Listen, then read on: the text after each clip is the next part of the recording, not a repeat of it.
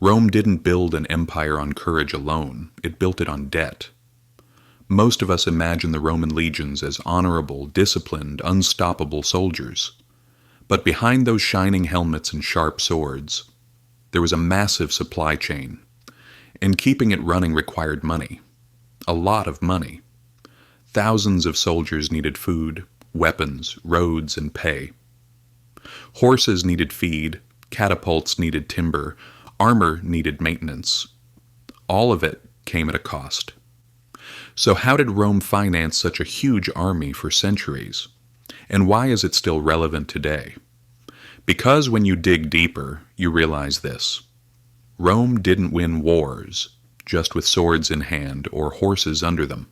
Those wars were a product of financial management. And once that system got going, it was impossible to stop. At first, things were simple. In the early Republic, Rome's army was a citizen army. Anyone who owned land could be called to serve. They brought their own weapons and could return home after the campaign. But as Rome expanded, wars grew longer. The fight for a year and go home era was over. Professional soldiers were needed. And that's when the government stepped in. Soldiers started receiving pay. It wasn't much, but it was enough to keep them in the field. Then the main shift happened. Victories themselves became a source of revenue. New territories brought new taxes, new slaves, new gold. Wars began to finance themselves. War fed war. But here's the risky part. Rome didn't just rely on taxes, it borrowed money. During long and expensive wars, the state took massive loans from wealthy families, especially the financial class known as the equites. These weren't for the love of country contributions. They were investments. And investments expected returns, interest, tax collection rights, exclusive trade privileges. War had become a business, and the more profitable it was, the more wars Rome waged. Sound familiar? Over time, everything changed. Generals gained power because they promised spoils. Senators profited from victories.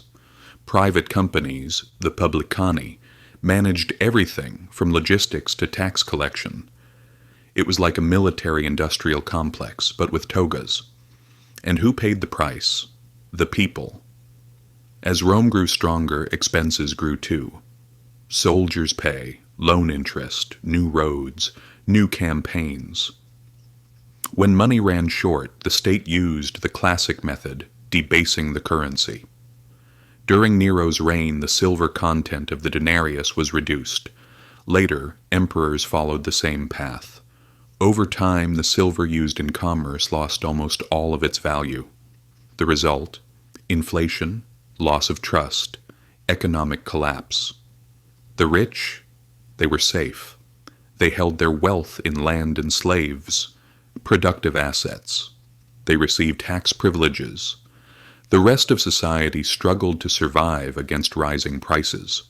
So it wasn't just barbarian invasions that toppled Rome, it was math.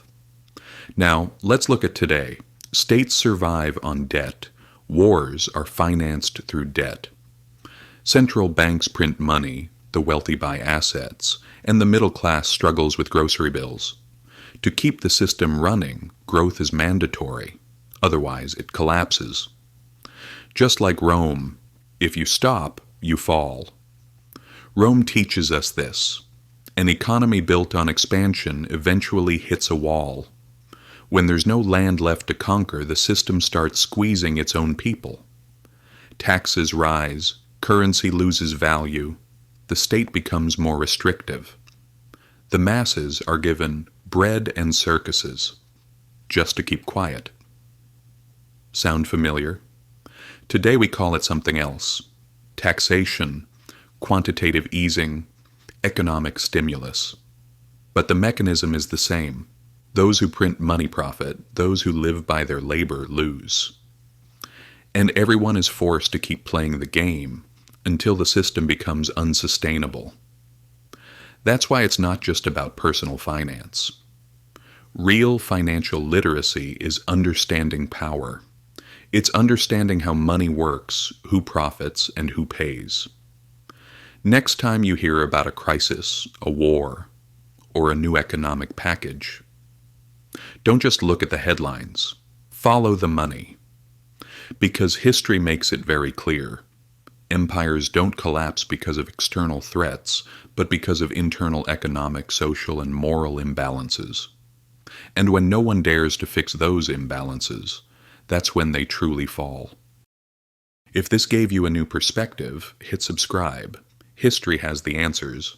I'll show you where to look.